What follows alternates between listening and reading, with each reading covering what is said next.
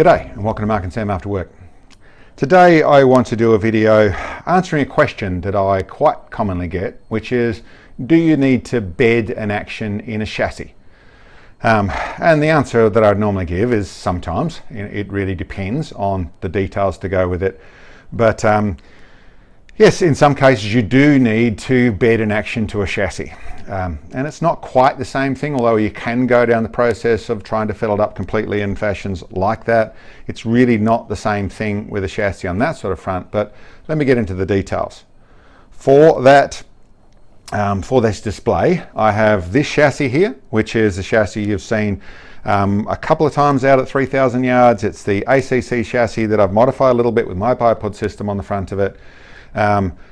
And it's been with the 708 and the 308, both of them shot out over 3,000 yards, and other stuff we've done with them. But these are great chassis, really like them, very popular in the likes of PRS, but that's the chassis I'm using for this display. Most chassis will have something similar. There are definitely obviously differences in their bedding systems, but from different rifles and different actions, that sort of things. But listen, all the process ends up being in the same place. Okay. For what I'm going to put in it, the action I'm going to put in it is something you'll see on the channel shortly, but this is the Bergara 22 rimfire barreled action, which is an awesome little concept. It is similar to what the Voodoo Works, Gunworks do, that they do the 22s and a very, very custom rifles with the same logic. A Remington 700 platform that shoots 22 long rifle. They have a proper magazine that fits in there for your likes of your Remington 700 setup as well. So a magazine that takes the 22. So you really can use these to use your full competition chassis. Just take out the action and put another one, and you've got a plinker that you can practice with and all that sort of stuff. So great concept, 18-inch barrel, and something you're going to see on the channel alongside the other ACC chassis that we shoot with, the CZ455. Anyway, enough about the chassis and that sort of things. I'm sorry about the action. I'll talk about that more. I want to talk about the bedding set, whether you need to bed them or not. This also looks a bit peculiar because it is a chassis set up for a big rifle, so it doesn't have the real length that you would expect. It's only just poking out the end. Still going to work fine, and that's really what this is all about. Anyway, the first thing that I do in the way of working out whether I need to bed or do anything with bolting this in is I'll put the action in there and make sure without any force that sits there, it doesn't wriggle around, and looks about right. All set up against the recoil lug, all fits in there properly. So that's the first bit. If it doesn't, if it's wriggling around or it doesn't quite want to sit in there, then you're going to have to work out where you're going to have to do a little bit of relieving to make it fit. But generally, most of them nowadays, CNC products, all being machined, should be pretty close. So anyway, that's the first bit. The next bit is to put in some bolts. I generally would start with putting in my front bolt, but basically we just put in some bolts and okay, so that started in there, nice and neat and tidy. Didn't move around anything when it bolted down. It's just in there where it's not flapping around. I can just wriggle and I can feel it move at the back here. That feels like it's in the right place. Then I'll go through and tension that up to tight. So that's up tight. It just did straight up. I felt it where it just had that turn. I can just feel in there that just does. It's not distorting anything. If you feel that when you're actually tightening it up, it comes to tight and then it keeps going further. Another half a turn or 3/4 or a full turn where you feel it just keeps on tightening up. That tells you it's bending the action or bending the chassis to get it together. But just coming up from loose up to tight, nice and neat, nice in a fairly simple, that's in this form, it's about 1/4 of a turn to get up to almost tension. It's just doing up so it feels it's a nice fit there. The next thing I do is go to the back end. So I put the back one in, that all screws in properly, so that feels good. There's no issues with that front bolt and the way it's mating up at the front there. The next thing I actually do to check how this is mating up is I will back that front bolt off and I'll do up the rear bolt. See if I get the same sort of effect. Okay, so that's down to where it's flush. That feels good at this second. Now let's just go with a little bit more tension. I'll go up to about half tension, about the 30 inch-pounds. You see that there? If you watch, as I get to where it actually does up tight, it raises the barrel a little bit. What that means is that there is a high spot just in front of this bolt, and it's just counterleaving over the top of it. It's not monstrous. We'll get that to where it actually has sat to that place. It's not going further there. That's up at about 40 inch-pounds. I should be using this, but these 45 years of engine building does tend to, I use my hands a fair bit and I'll check at the end. But anyway, that's about 3/4 tension and didn't go any further, so it tells me that that's the place. Now the feel of it, okay, there's not a lot of force to actually run that down to tension it up. So that actually, what I actually would do is probably run it like that. I would bolt it down, go to full tension, and run it like that and see how it shoots. If it shoots fine, that little bit of tension I got back here isn't causing an issue. So I'm definitely a don't fix what ain't broke sort of guy. So that's the process I probably would go with. But let's say I want to get this perfect, or let's say there is a shooting issue. The simple bit that comes with that is we've got to pull it out, and I'll show you where we'd be looking at. Well, take this down,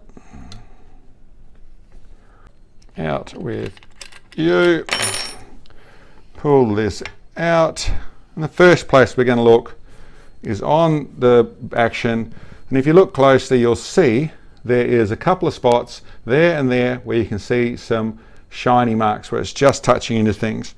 There's a nice broad mark across the front here where you can actually see the where it's pushing in, so that's nice when I actually pulled it up to full tension previously, but you can see that looks good, all that mate's good. But down the back here there's some marks not where there shouldn't be. If we look on the chassis, we get exactly the same thing going on. We can see marks in that chassis. So at this point I would simply take a Dremel, or what I call a die grinder, or a linishing tool in some form or other, and take just a little bit of material out there. Go very much with the old carpenter's rule, keep it as long as you can for as long as you can. So don't take excess material, but just take a little bit of material off there, a little bit of material off there, and do the same thing. It's important to the bolts up with the other bolt loose so you see what actually moves, but I'd expect just removing those two pieces there, and that would then be cured. This problem would go away. There's other places where you'll find there's low spots, or people want to do a full bedding job, so have a full mating thing. I tend to prefer even the V-block system, where it's just mating in the points where it mates very solidly too, but it leaves the rest of excess so that it isn't trying to capture it like a glove. It's much more holding it very firmly the way a V-block does against a round thing. It's then solidly mounted on those points. But that's a personal thing as to what suits you. If you were to go with where you want to put material in, with a chassis I tend to use stuff like the DevCon epoxy, and then you're doing the same sort of thing. You take, as you do with a normal stock, you take a bit of material out, you make sure you get a proper release agent, and then you make sure you don't get the DevCon in your bolt holes or anything like that. So all the process we've been through for with studs and everything, but then you put the DevCon in, put your action in, just simply clamp it down, studs in there so there's nothing going in the threads, clamp it together, let it dry, and that also means you can put stuff in front of the recoil lug if that's what you're doing. But that's a fairly simple process of bedding if you want to go there. I would tend to go with, well, my rule of thumb, even with what you saw there, I'd probably shoot this thing and see how it worked, see how it operated. If it's fine, I'd leave it alone. In the way of, for the exercise, removing a bit of material, as long as you are, like I said, keep it as long as you can for as long as you can, or remove the minimum amount of material, then there's no harm in doing that side of things. It's aluminium, it's not going to corrode wheelie and that sort of stuff, so you really could just pull out a little bit of material, bolt it together, and you're done. But that's the answer, which isn't just a yes or no when it comes to bedding a chassis. That is the answer, that is the process of going through and doing it, and that's how to check out whether you need to or not. The other thing, the other process that is a great way to do, and part of my whole put it together and run it, is when you do that, you get to see very thoroughly where those marks, where those rub marks and things are, so you can actually then go through and do it that way. And I suppose in the way of keeping everything pristine and wonderful, then if you do the bedding to start off with and get it to where it's only mounting in those spots, then you'll tend to find less witness marks, which is less wear, I suppose, in the long term as well. Anyway, that's about that one there. I look forward to testing this little fella. Like I said, I really got this to go through. I think it's a great concept. I'm sure a lot of people already know about these, but very good money for value for what you get. Very nicely built, and I'll be shooting it and using it before I talk much more about it.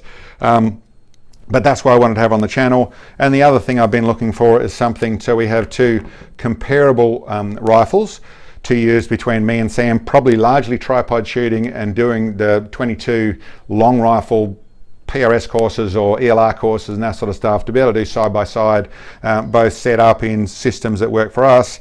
And this is one concept of a full-blown Remington 700 short action chassis that will be running this system, and the other one is a very similar looking chassis, a little bit shortened to suit the rimfire, but that is a ACC chassis to suit the rimfire. And certainly the MDT do a range of exactly that chassis for rimfires, but like I said, this is the other way of cooking that cat.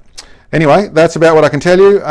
Listen, I hope you enjoyed the video, I suppose, guys. Let us know any comments and bits and pieces below. Thanks for checking in, and we'll catch you next time.